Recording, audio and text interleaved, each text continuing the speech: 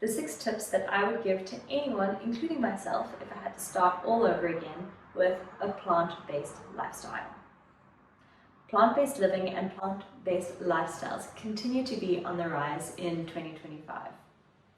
It's easy to see why. The World Health Organization and a lot of the research that's going into the most healthful and longevity promoting diets seem to be pointing at plant-based lifestyles.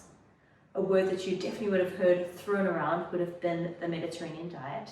This comes from the research in blue zones, which are zones of the world where there's the highest number of people that are living for the longest amount of time. But more than just living long, they are living healthful lives. So that really highlights the difference between your lifespan, which is just how long you are living. And I think anyone who has had the privilege and the heartbreak of walking someone elderly to the end of their life will know just how different that can be. When you are someone that lives with vitality and you have your mind and your body still serving you until your last breaths, versus someone who really had perhaps a tough life or just really had their body or their brain leave them a little bit early. There's a very clear distinction between lifespan, which is just the amount of years that you live, versus health span, the amount of years you can live healthily and with vitality. The Mediterranean diet is a plant-based diet. It promotes having an abundance of food on the table, and the majority of them are going to come from plants, with a few exceptions of a little bit of fish, some Greek yogurt, and maybe some aged cheese.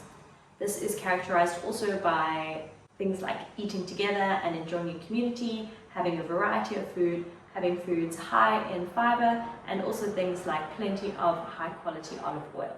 That aside, I think there also needs to be a distinction between the plant-based lifestyle and a vegan lifestyle. I went vegan 10 years ago and I still identify as vegan, even though my health standpoint is plant-based. So veganism is an ethical standpoint, whereas plant-based is more of just a lifestyle and diet choice. We stick away from the word diet just because that's generally something that starts and ends, and for women it kind of has this connotation of losing weight, and that is not at all what we're trying to promote here. And so I'm going to stick to the word lifestyle for this purpose. So a plant-based lifestyle focuses on whole foods. It means that the majority of your foods are going to come from plants. It also means that you can include things like meat and dairy and eggs if you would like to, but it's going to be in very small amounts. All that plant-based means is that the majority of your food is going to come from plants, i.e. based on plants. Veganism, on the other hand, being an ethical standpoint, means that your whole lifestyle is really going to revolve around using as little to no animal byproducts as possible. That means when I choose clothes or skincare products or makeup products, I'm really going to look for that cruelty-free label and make sure that it does not contain any animal byproducts. This is different for everyone on what spectrum I guess you're doing it on. For example, I personally don't have a problem with honey coming from the Lowveld, where my neighbor and pretty much every business that I know has a beautiful ethical honey or bee farm that they really take care of the bees, and that I'm happy to support in that way. Although if you live in the Lowveld, you almost never have to support it because you're always gifted gorgeous raw honey. That is different for everyone, and that is not what this is about today. Today I want to show you just why this lifestyle is growing in popularity, and like I said, 6 ways that I know that anyone can adopt a more plant-based lifestyle. You would have heard the word Mediterranean thrown around because it is just shown to be one of the most popular choices to really encompass all the different types of lifestyles. It is such a forgiving lifestyle because there are no list of rules, or when you look at keto, it's a real challenge to have to stay in ketosis. With plant-based, all you have to do is look at every plate that you're having and make sure that the majority of what's on your plate is coming from plants. A plant-based lifestyle has personally just served me so well in terms of my recovery, in terms of never getting sick, of having really great energy, of sleeping really well, of keeping a clear skin, keeping a clear mind, helping me feel really light, and overall just being really adaptable to any situation that I'm in. Now, I know that everyone's going to have their own reason for going more plant-based, But I must say that a lot of the clients that are coming to me wanting to change their lifestyles are looking for a plant-based lifestyle, specifically also to lose weight. That is something that we'll talk about a little bit later. I think that is number 5 on my list of little hacks to help you with. So just know that that is coming up. Let's jump into the 6 things that I would do to help you go, little hacks to help you go more plant-based in 2025. First, starting with safety.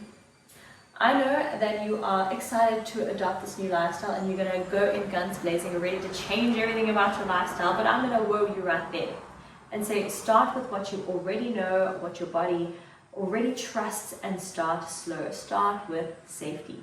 That means look at the meals you are currently consuming, so maybe keep a meal diary for the last week and make little tweaks to each meal that you're having. If you are starting your day with bacon and eggs on toast with some sausages, we're going to look at that and we're going to see how can I plantify this. So starting with safety would be me saying keep that as it is, but just add a few things in there. So add some different mushrooms and maybe some greens to the eggs so you have the exact same flavor, but it's just a little bit more plant-based. From a health standpoint, I might say switch your white toast out for some sourdough toast. Then you're going to look at the bacon and I might say, okay, what are some alternatives that we might be able to throw in here? So maybe you're going to switch it out for some avocados so that you still get those healthy fats. Maybe you sprinkle some nuts and seeds on top, and then you see if that is fulfilling enough. Maybe you still want to add a sausage or two, even though we are aware that ultra-processed meats are not very good for us. If this is the safe way that you start, I support that. Take it one step at a time. Do I support you eating it in the long term? No. But do I support you starting with it? Yes. Because this start with safety is my approach to an add, don't subtract approach, which means you're going to add more goodness in. Not say, I can't have this and I can't have that and I can't have that. Rather add in things slowly and don't think at all about what you should be having. Just think about what you should be having and how much you can have, which is what gets us on to number 2, which is to change your mindset. Change your mindset away from I can't or I shouldn't or I won't. Cut all of those out, because that's where restriction starts and that's where you fall off of these wagons that we were never going to get onto. Switch your mindset from restriction, I shouldn't, I can't, I won't, to abundance. Look at all of the things I can have. This was an absolute game changer when I first went vegan. I went into stores and I thought, okay, well, I used to eat like this. I used to have a chicken pasta for dinner. What am I going to have now? And I literally just looked at all of the things that I couldn't have. I couldn't have cheese. I couldn't have cream. I couldn't have. And I was like, wait. This is just going to make me depressed. Why don't I switch my mindset and look at just how much I can have? And I turned around and I looked at this produce aisle and the bean aisle and the nuts and seeds. And I went, whoa. There are so many foods here that I've never even considered trying in my life. I switched from restriction to abundance. Look how much I can have. What else can I add in? What else can I try here? So try to switch that mindset. Every time someone even tells me, oh, you're vegan, you can't. I'm like, no, it's not can't. I choose not to. That is my ethical standpoint. And from a plant-based lifestyle standpoint, I choose to rather have something that is going to make my body a garden instead of a graveyard. Something that really gives me energy and makes me feel quite light and ready for action, then makes me feel quite lethargic. And I mean, even within the plant-based lifestyle, there's going to be different things that will make you do that, which is why it's important on a plant-based lifestyle to realize that you're focusing on whole food plant-based, which means you are going to stick away from the highly processed things, which is very clear to not be good for us. And even then in veganism, it would be easy to be a junk food vegan, which is why I identify myself as a plant-based vegan, because I want to focus on plant-based, whole food plant-based foods and not on just, the ethical side of things. Because I could live on ramen, but that would not be very happy for my gut or my body, now would it? Moving on. Number 3 is now you are looking at all of the abundance that is surrounding you, but it can be kind of scary to try a lot of new foods. So don't go out and just buy every new food you can imagine yourself wanting to try. Rather start with a few foods at a time. So like I said, you start with safety with your bacon and eggs on toast, and you just add a few things in there. Then you're going to open up your fridge or go into the grocery store and not look at everything that you can't have, but everything you can have. And even though you see how much you can have, don't go spending a ton of money on things that you don't even know what they are. Rather start slow and try to introduce a few things at a time to all of your respective meals. Number 4 was a really important realization for me. For me, it was veganism, realizing that there was no vegan police. But in your case, it's realizing that there's no plant-based police. The biggest barrier to get over for me was coming away from that really restrictive mindset. So realizing that I can have anything as much as I want at any time. I'm just choosing what I would like to have. So it's kind of that idea of switching to having these standards for myself. So I could have that packet of chips, even though I know there's probably casein or whey powder in them, but I actually don't feel that good on them, so I choose not to have them. For example, they would definitely be plant-based. They wouldn't be whole food plant-based, but they would be plant-based. But as a vegan choice, that's not really my thing. And so these are the kind of games that I try to play out in my head. And so understanding that there's no plant-based police means that if you want to enjoy that bag of chips, you can. If you want to have a chocolate or a dessert or a bit of cream, or someone has baked you something and you feel like it would be really rude to say no, have it. There's no one's going to come after you. There's no ethical problem with it. This is just you making choices based on your health for the first time and not based on what is societally acceptable or based on past conditioning. The next thing, number 5, that I would focus on is to eat more. This is controversial because a lot of people do go on a more plant-based diet and they come to me to help them with that in losing weight. And it is very scary for women especially to go from having a very specific idea of how much to put on a plate to suddenly having to eat more. But the thing is that plants are lower in calories and higher in nutrients, which means that you are going to have to eat more to reach the same amount of calories that you were eating on a meat and dairy based diet. So don't be afraid of it. This is good. Your body is going to really celebrate the extra nutrients that you are intaking without having to worry about the extra calories. And really, when you're trying to make a lifestyle choice, I understand that that initial thing is any extra kg counts, but you really need to allow your body just a little bit of leeway, like we do over our periods where our weight fluctuates. The exact same easy, relaxed thinking that you would when you're changing lifestyles. Your body is going to fluctuate, it's going to dip because now you have really water-based foods, and then it might rise a little because now you're eating some higher calorie things like dates or tahini, and then you're going to find your own rhythm in it. So the main point is eat more than you think. The reason that I say to eat more is because this is the number 1 way that you're going to fall off of this lifestyle. It's because you're going to not be eating enough, you're going to be way too hungry, you're going to tell me, Erin, I tried this lifestyle and it didn't work because I was constantly hungry, and then I would go and snack in the middle of the night. And that's not what I'm promoting. I'm saying eat more of the good stuff at the table. Don't be afraid to munch on those veggies. You'll constantly see me munching on carrots while I'm cooking or cucumbers because I'm A, trying to balance my blood sugar that way, but B, also just realizing that if I'm hungry, I'm not my most happy self.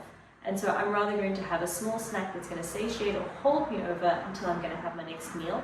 And when I do have my meal, I'm going to really tune into my body and I'm going to eat until I'm satisfied, or just before I'm satisfied, if you're trying to go for that Japanese idea of eating until you are 80% full. And then my last tip of today is to focus on flavor.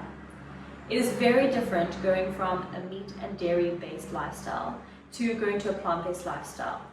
Honestly, I think you can make anything taste good if you have sugar, fat, and salt. So if you have butter, if you have dairy or cream, and you have salt, you have a winning recipe.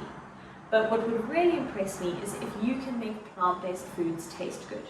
If you can substitute some of that fat for maybe some avocado or tahini or a nut butter or a high-quality olive oil, and how would you make this meal really come together with flavors? When I think about flavors, I really try to include spices. And why this is so great is because you're also then adding to your plant variety. And as you know, we're trying to get in those 30 plants per week. And so that variety is going to come in flavors like cumin and turmeric, and mixed herbs are an amazing one. Go ahead and try and, grow some sprouts in your kitchen. Or if you are not into that, go and just try a little herb garden or go and get some fresh herbs. And this is also a really great way to introduce these new flavors into your palates. And soon these flavors that you never imagined yourself having, and these foods that you never imagined yourself having, become part of your weekly rotation, which is exactly what happened to me. I never had things like Brussels sprouts and broccoli or apple in a salad, and you're going to see the video that I just made is full of all of those things, which is wild. It felt like a celebration of my growing palate. And the last one is a bit of a bonus tip, and that is to be patient with your palate. The patience comes in with, we have a palate that is as high as we are on dopamine. And that dopamine comes from those places, like I mentioned, that's sugar, that's salt, and that's fat. And these types of sugar, salt, and fat that we're going to be getting from whole plant foods is different. It is coming from a way more natural source, and it takes you time for your palate to readjust into really tasting the sweetness of sweet corn and sweet potato, of enjoying things without too much salt, like enjoying, a potato without lathered in butter, but rather choosing, to enjoy acidity now and find those 5 flavor profiles instead of just looking for one, which is, generally fat, and also looking for umami in different flavors. So adding some mushrooms or using something like liquid aminos or liquid smoke, that will all come in time. But to rather just be patient at first and understand that things are going to taste a little bit different. Sometimes they taste a little bit bland, but to say, okay, I'm having patience with my palate as it readjusts and almost feels like it rewires itself. And before you know it, things are going to be bursting with flavor. You're going to have never tasted a sweeter mango or a more delicious chewy mushroom than you have once you have had a little bit of patience with your palate and allowed your mind and body to just readjust to this lifestyle change. What I can say with certainty is it was and remains the best decision I have ever made for my body. I hope that you take this as inspiration to try and incorporate just a little bit more plants into your diet and understand that you don't need to go all in and have a new label on your food. You just need to take one step at a time, add one plant at a time, start with safety, change your mindset, introduce new foods one at a time, understand that there's no vegan police. I'm reading the below here. Make sure that you're eating enough or eating more. Focus on flavor, and then of course our bonus one is patience with your palate. I hope you found that helpful. If you did, subscribe and go ahead and check out some of the recipes if you need some inspiration on my Instagram. I'll see you same time, same place next week, and have a beautiful week. Go out there and do something absolutely audacious.